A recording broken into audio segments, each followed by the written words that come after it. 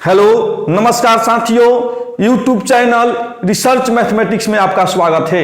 मैं मनोज सर। आज हम लोग ज्योमेट्री से संबंधित चतुर्भुज को देखेंगे। तो चतुर्भुज क्या होता है, सबसे पहले हम लोग जानेंगे इसमें कि चतुर्भुज होता क्या है। तो चतुर्भुज जो होता है ये होता है चार सरल रेखा खंडों से घिरी, चार सरल रेखा यानी सरल कहने का मतलब स्ट्रेट लाइन, यानी चार सरल रेखा खंडों से घिरी बंद आकृति को हम लोग क्या कहते हैं, चतुर्भुज कहते हैं। तो चतुर्भुज कहने का मतलब होगा जिसमें चार भुजा हो, जिसमें चार भुजा हो यानी चार भुजाओं से घिरी बंद आकृति को क्या कहते हैं, हम लोग चतुर्भुज कहते हैं। तो चतुर्भुज में कई प्रकार के चतुर्भुज आ जाते हैं। जैसे मान लीजिए आपका आ गया आयत, जैसे आपका आ गया आयत, उसके बाद हो जाएगा आपका वर्ग हो जाएगा, जैसे उसके बाद आपका इसमें हो जाएगा सम चतुर्भुज हो जाएगा, सम चतुर्भुज हो जाएगा। उसके बाद आपका हो जाएगा समांतर चतुर्भुज हो जाएगा, समांतर चतुर्भुज, गौर कीजिएगा समांतर चतुर्भुज। उसके बाद आपका हो जाएगा समलंब चतुर्भुज, समलंब, गौर कीजिएगा समलंब चतुर्भुज। तो ये सब जो आप देख रहे हैं ये सब चतुर्भुज के भाग हैं। तो चतुर्भुज में कौन कौन चतुर्भुज आपका आ जाएगा, आयत आ जाएगा, वर्ग आ जाएगा, सम चतुर्भुज आ जाएगा, समांतर चतुर्भुज आ जाएगा, समांतर चतुर्भुज। उसके बाद आपका आ जाएगा सम चतुर्भुज, समलंब चतुर्भुज।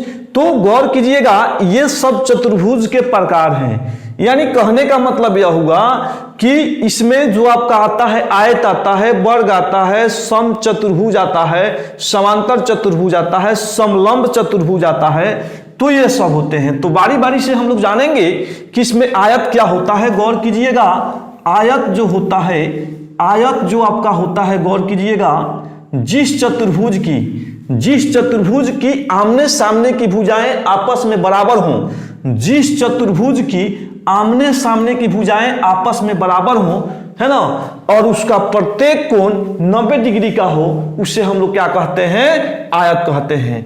तो कहने का मतलब यह हुआ कि कोई चतुर्भुज आयत कब होगा, जब उसके आमने सामने की भुजा जो होंगे वह आपस में क्या होंगे, बराबर होंगे, और प्रत्येक कोण कितने का होता है, 90 डिग्री का होता है। कितने का होता है जी, 90 डिग्री का होता है। और विकर्ण जो होते हैं इसके विकर्ण जो होते हैं ये एक दूसरे के क्या होते हैं, बराबर होते हैं। विकर्ण क्या होते हैं, एक दूसरे के क्या होते हैं जी, बराबर होते हैं। तो कहने का मतलब यह हुआ कि कोई भी चतुर्भुज आयत कब होगा, जब उसके आमने सामने की भुजाएं आपस में बराबर हो। कहने का मतलब आमने सामने की भुजा जैसे AB बराबर क्या हो जाएगा, DC, और AD बराबर क्या हो जाएगा, BC, और विकर्ण क्या है इसमें, AC बराबर BD। तो इतना अगर कॉन्सेप्ट को पूरा कर लेता है, इतना नियम को फॉलो कर लेता है अगर कोई चतुर्भुज, तो वह कौन चतुर्भुज होगा, यानी आयत होगा। चतुर्भुज कहने का मतलब यह आयत होगा, है ना। अब इसमें हम लोग देखेंगे वर्ग क्या होता है।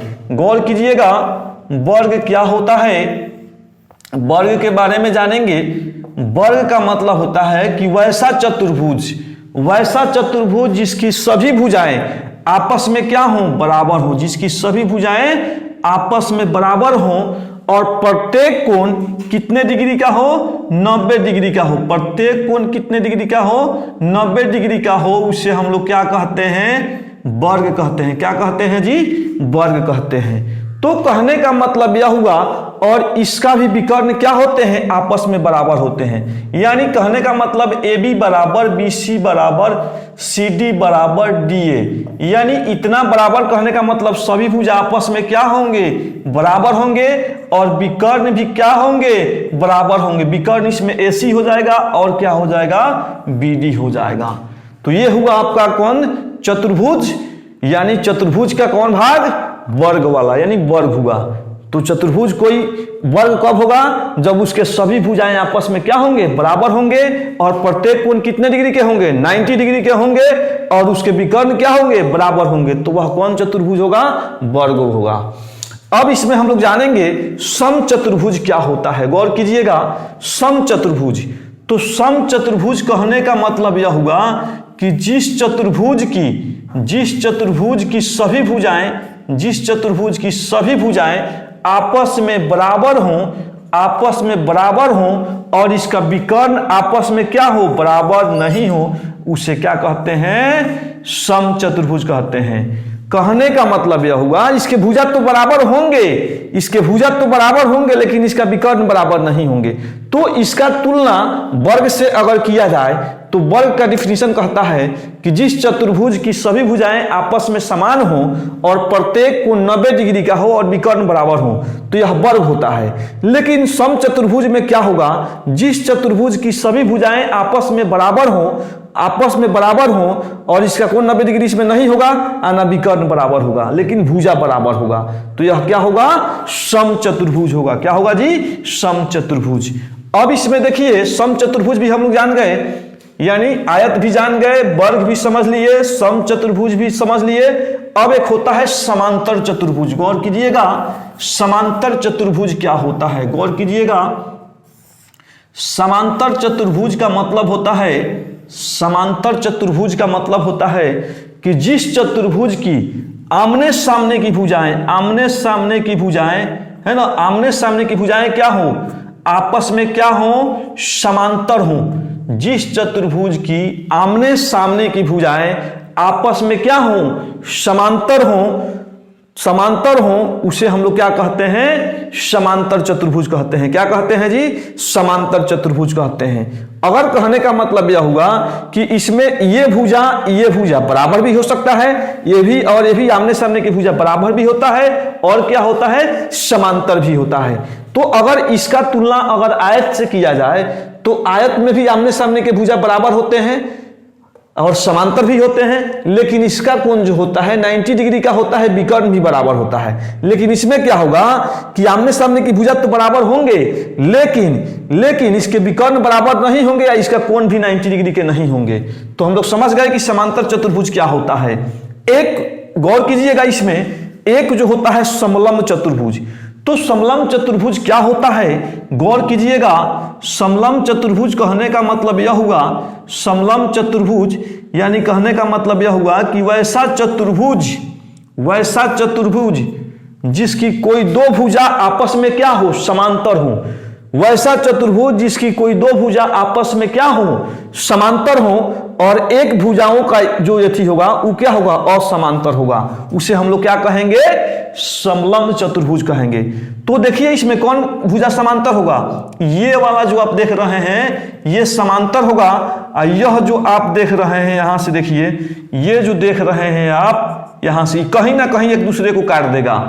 तो गौर कीजिएगा, इसमें समलंब चतुर्भुज में कोई दो भुजा आपस में अगर समांतर होंगे और उसके एक भुजा का जो इसमें जोड़ा होगा वह असमांतर होगा यानी समांतर नहीं होगा, तो वह कौन त्रिभुज होगा, कौन त्रिभुज नहीं यानी चतुर्भुज ना हम लोग देख रहे हैं। तो यानी कहने का मतलब है कि यह क्या होगा, समलंब चतुर्भुज होगा।